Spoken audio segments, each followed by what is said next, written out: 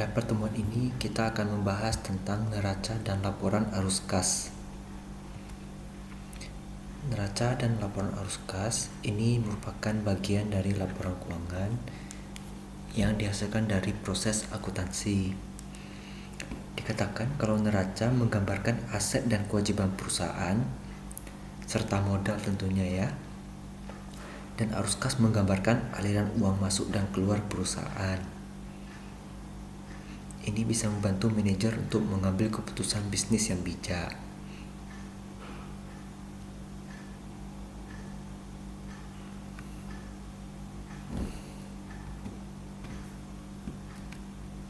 Mengapa neraca dan arus kas itu penting? Kalau neraca membantu manajer mengukur aset, kewajiban, dan modal yang dimiliki perusahaan, sehingga manajer pun bisa tahu seberapa besar ya aset perusahaan yang dimiliki, seberapa besar ya utangnya, atau seberapa besar perbandingan utang dengan aset yang dimiliki perusahaan. Sementara arus kas ini membantu manajer mengukur ketersediaan uang yang tersedia untuk membayar kewajiban dan menjalankan operasi bisnis.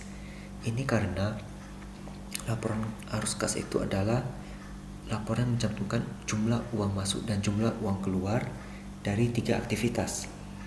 Aktivitas operasional, investasi, dan pendanaan.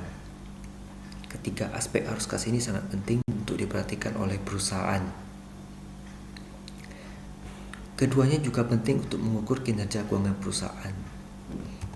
Ini jelas ya, memang tentunya memang sangat penting untuk mengukur kinerja perusahaan.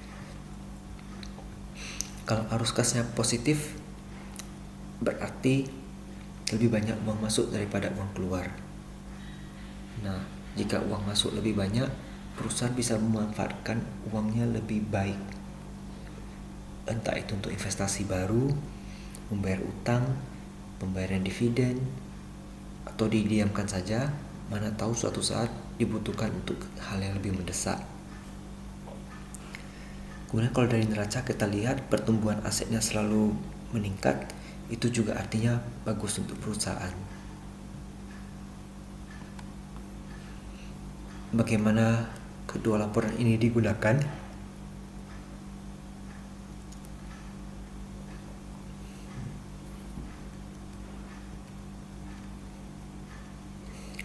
Kurang lebih sama ya.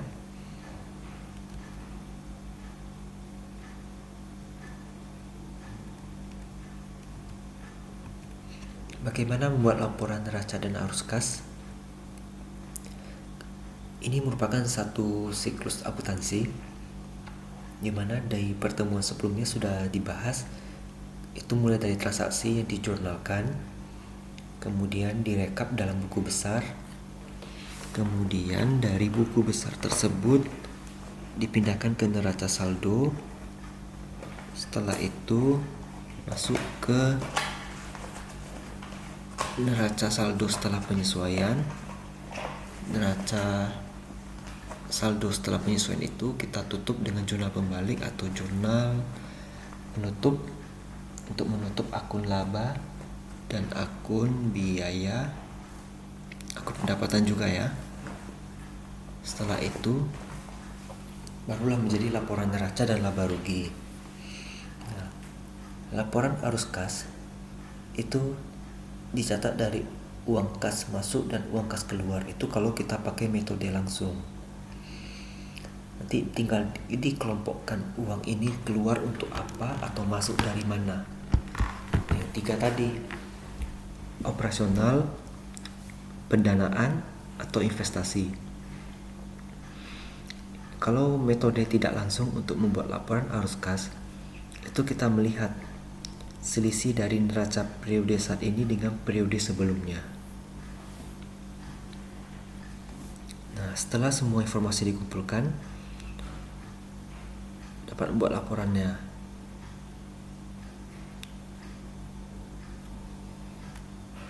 Keuntungan menggunakan neraca dan arus kas.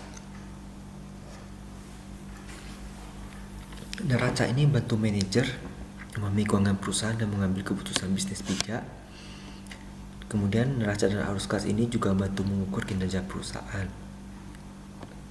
Dan secara spesifik arus kas ini fungsinya untuk memantau aliran uang kas masuk dan uang kas keluar. Kemudian mengukur aset, kewajiban dan modal seperti yang sudah dijelaskan tadi. Kemudian ini membantu mengukur ketersediaan uang. Inilah manfaat dari laporan arus kas. Arus kas yang positif itu berarti ada pertambahan akun kas dan setara kas di neraca dari periode sebelumnya. Nah, angkanya pasti akan pas kalau kita hitung dengan baik ya. Neraca dan arus kas ini laporan yang penting untuk memahami keuangan perusahaan oleh manajer. Nah, ini kan dari PPT. Mungkin tidak terlalu jelas atau tidak terlalu lengkap kalau dari PPT. Kita coba buka dari bahan ajar.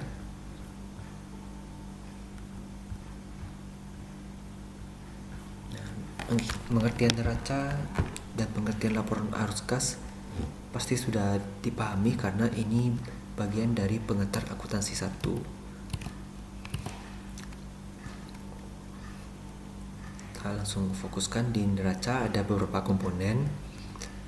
Aset, berarti semua properti, hak milik, sumber daya dimiliki perusahaan, yaitu dibagi dua, yang lancar dan yang tetap. Lancar ini bisa dicairkan dalam waktu singkat, seperti kas, kemudian piutang dengan cara ditagih, persediaan dengan cara dijual. Sedangkan aset tetap itu yang tidak bisa dicairkan dalam waktu singkat, seperti tanah. Menjual tanah itu butuh waktu yang lebih lama. Untuk menjual bangunan dan menjual peralatan juga butuh waktu ya, tidak bisa langsung. Yang kedua itu ada kewajiban. Ini adalah utang dan kewajiban yang harus dibayar oleh perusahaan. Dibagi dua juga, jangka pendek dan jangka panjang. Kalau yang pendek itu yang harus dibayar dalam waktu kurang dari 1 tahun. Ini contohnya utang usaha, utang pajak, biaya masih harus dibayar. Contohnya biaya gaji atau biaya konsultan. Kemudian kewajiban jangka panjang, ini yang lebih lama dari setahun, seperti pinjaman bank. Kalau di dalam laporan keuangan, pinjaman bank ini pun dipecah dua ya. Pinjaman bank yang jatuh tempo dalam 1 tahun dan pinjaman bank yang sisanya. Bisa dipisah itu. Kemudian ada laporan ekuitas. Maksudnya komponen ekuitas dari neraca. Aset setelah dikurangi liabilitas, berarti modal bersih ya, atau aset bersih perusahaan. Ada modal saham, berarti modal investor ya. Laba ditahan berarti kumpulan laba yang sudah dikumpulkan selama beberapa periode. Selisih kurs ini agak jarang, tapi selisih kurs lebih umumnya di laporan laba rugi di bagian pendapatan atau beban komprehensif lainnya. Nah, neraca ini juga bisa menunjukkan kesehatan keuangan perusahaan. Untuk mempersiapkannya, pertama dikumpulkan dulu data keuangan. Kemudian kita nilai aset. Aset ini harus dinilai dengan tepat sesuai periode akuntansi. Nah, persediaan harus dinilai dengan harga beli terakhir, berarti ini sesuai dengan nilai wajar. Nah, nih ada nih kalimatnya, dengan nilai wajar saat ini. Piutang dengan metode estimasi yang akurat. Nah, ini nanti ada pembahasan khususnya. Nilai kewajiban juga sama, harus sesuai dengan nilai yang sebenarnya. Nilai ekuitas, modal saham berdasarkan nilai buku tentunya ya. Sesi kurs, nah ini harus dicek nih, kursnya jangan sampai salah. Kemudian kita atur data keuangannya, kita bagi. Aset itu neraca terdiri dari aset, kewajiban, dan ekuitas. Berarti aset itu sama dengan kewajiban tambah ekuitas, itu persamaan dasarnya. Kemudian kita audit, karena sebelum kita sajikan kepada pemegang saham, ada baiknya kita cek dulu melalui prosedur audit agar datanya tuh akurat dan sesuai dengan prinsip akuntansi yang berlaku umum.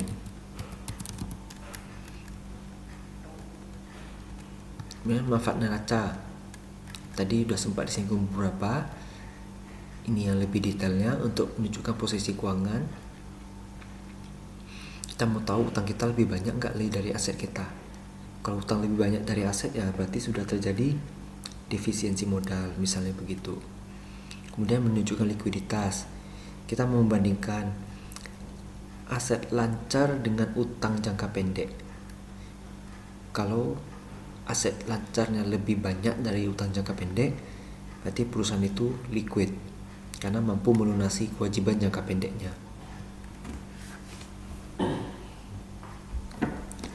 Menunjukkan struktur modal perusahaan. Jadi ini kita mau melihat seberapa besar pinjaman kepada pihak ketiga dibandingkan dengan modal usahanya sendiri.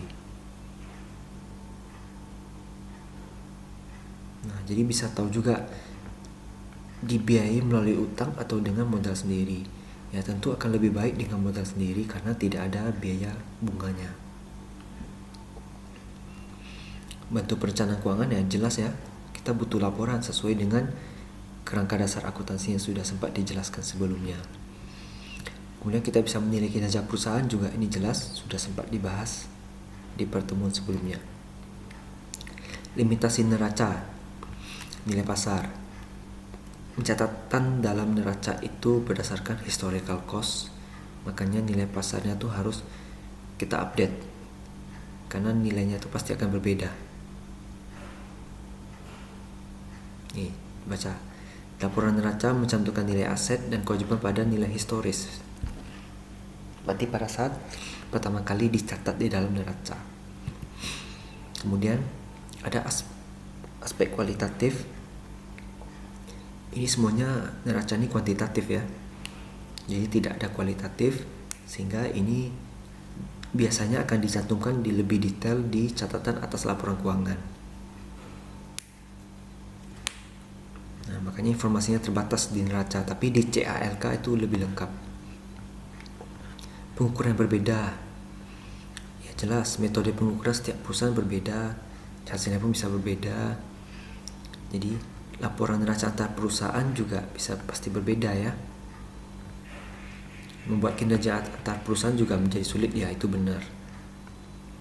Membandingkan kenaikan aset perusahaan, sama-sama perusahaan perkebunan, tapi dengan metode akuntansi yang berbeda, udah jelas berbeda ya nilai yang akan ada di neracanya.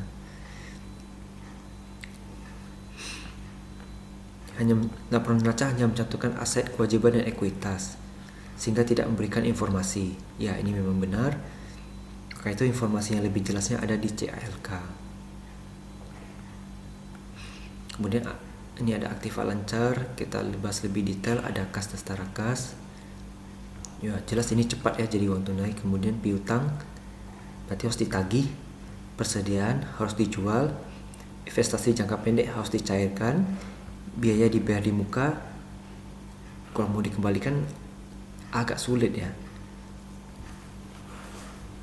karena biasanya contohnya biaya sewa untuk 1 tahun, kita tidak boleh langsung bebankan 1 tahun, kecuali beban sewanya dibayarkan di Januari, oke lah, tetap setahun jatuhnya.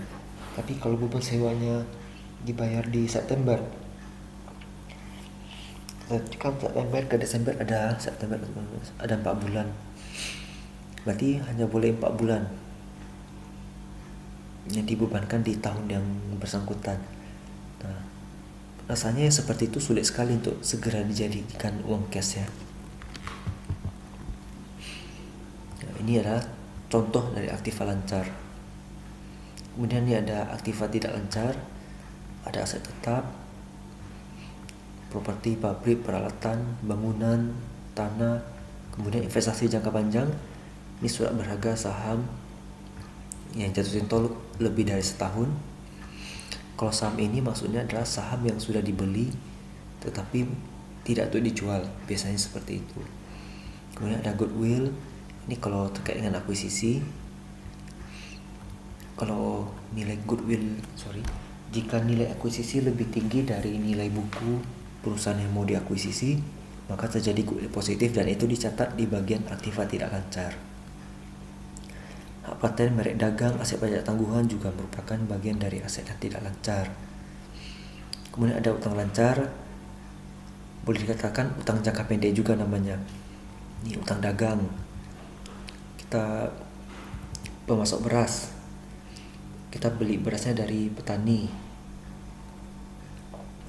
mungkin dengan sistem yang berbeda, kita pakai sistem utang. Jadi bayarnya misalnya per seminggu sekali. Nah, itu namanya utang dagang. Utang wesel, ini kalau kita ada nerbitan surat utang ya. Utang pajak,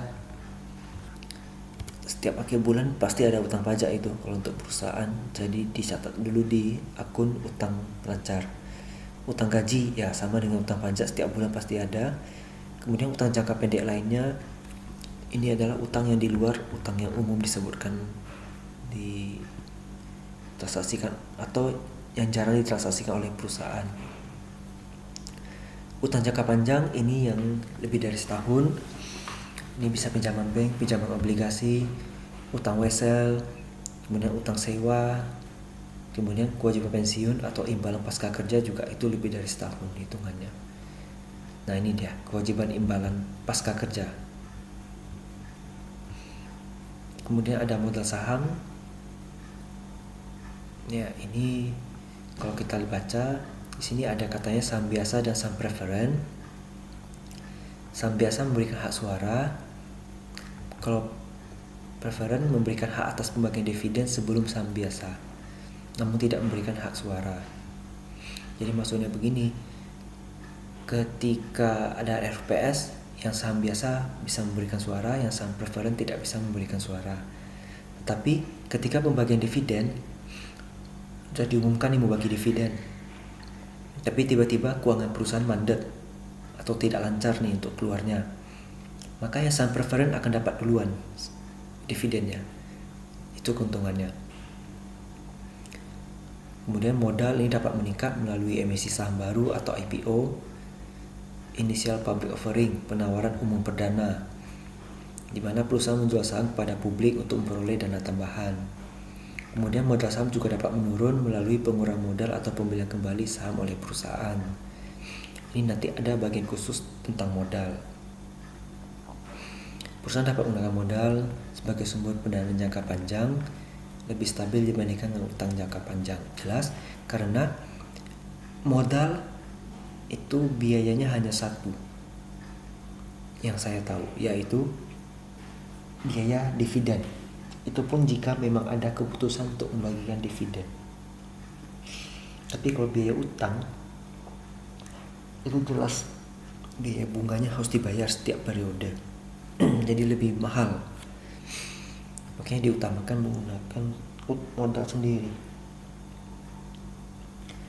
Perusahaan juga harus memperhatikan kepentingan pemegang saham dan menjaga nilai saham agar tidak terjadi dilusian dengan emisi saham yang terlalu banyak.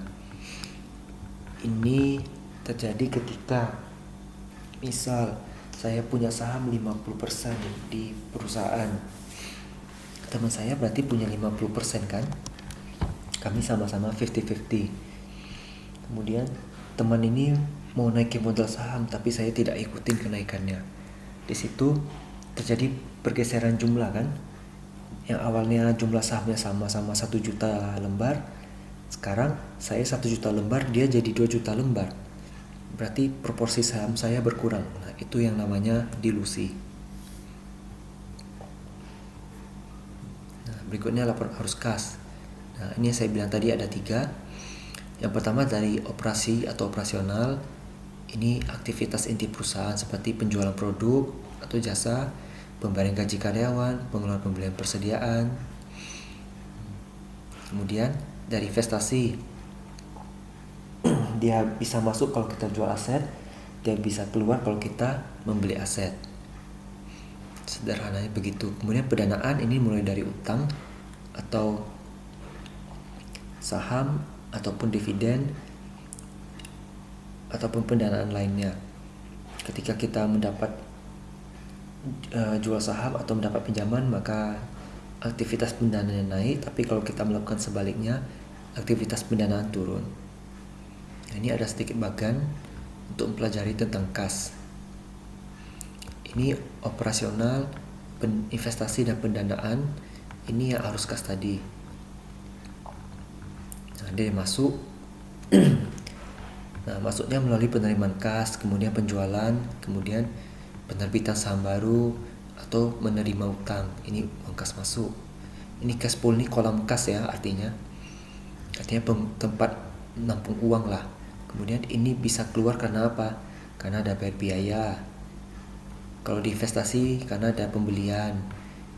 Kalau di sisi keuangan pendanaan ini karena ada bayar dividen, bayar utang dan lain-lain.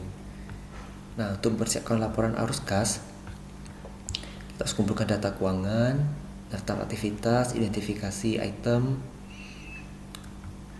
menyiapkan format, mengaudit. Ini kurang lebih sama seperti persiapan pembuatan laporan neraca. Manfaat arus kas ini untuk mengukur kinerja yang jelas sekali. Yang penting arus kasnya positif, itu bagus artinya ya. Kalau negatif bukan berarti tidak bagus, tapi positif tetap akan lebih bagus. Karena arus kas negatif bukan berarti perusahaan rugi ya. Itu kan hanya jumlah kasnya naik atau berkurang. Jadi semua tergantung kebijakan kas dari perusahaan. Yang kedua, ini membantu perencanaan keuangan jelas. Jika arus kas positifnya lebih banyak dari investasi, kita harus ngapain? Kalau arus kas positifnya lebih banyak dari operasional, kita harus ngapain? Nah, itu bisa melakukan perencanaan. Menunjukkan kesehatan keuangan ini jelas. Kalau positif bagus, sehat ya. Membantu dalam pengambilan keputusan investasi. Ya, ini jelas memang udah pasti. Kemudian keputusan operasional juga pasti, karena untuk aktivitas operasional perusahaan butuh arus kas ya. Jadi sekian yang bisa dibahas mengenai laporan neraca dan arus kas. Semoga dapat dipahami dengan baik.